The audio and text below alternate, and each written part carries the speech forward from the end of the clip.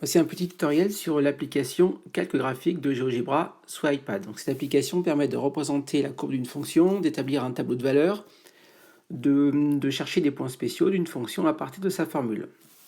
Donc on lance sous iOS l'application Calque graphique. Voilà, elle apparaît avec deux fenêtres, une fenêtre pour rentrer une formule, une fenêtre pour le graphique. Donc ici je rentre la formule d'une fonction, donc c'est celle d'un exercice qui consiste à calculer le volume d'une boîte sans couvercle construite à partir d'une feuille A4 en enlevant 4 carrés aux 4 coins. Donc ce volume, représenté par cette formule, varie en fonction du côté X du carré. Je valide ma formule, voici ma fonction, et je vais passer au menu graphique pour mieux faire apparaître ma courbe. Ici, on ne la voit pas trop bien. Donc, je vais dans Déplacer graphique, je sélectionne cet outil, et je vais faire descendre l'axe vertical pour faire apparaître des valeurs plus grandes. Parce que mon volume de cette boîte, en fait, il a des valeurs assez grandes, jusqu'à un peu plus de 1100.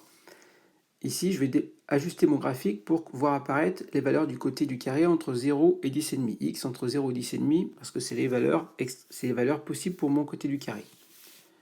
Voilà, la graphique est plutôt pas mal. Je repasse sur ma formule, avec les trois petits points, je sélectionne points spéciaux. Donc apparaît des points intéressants de ma courbe, notamment le point D qui correspond au volume maximal. Donc ici, ça correspond à environ 4,04 pour 1128,495 de volume maximal.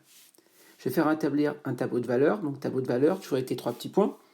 Je vais placer ici une valeur initiale pour mon X, donc je vais commencer à 0. Je vais aller jusqu'à 10,5, c'est la valeur maximale. Et ici, je vais régler comme pas 0,5. Alors le pas, ça correspond à toutes les valeurs du côté X, de 0 jusqu'à 10,5.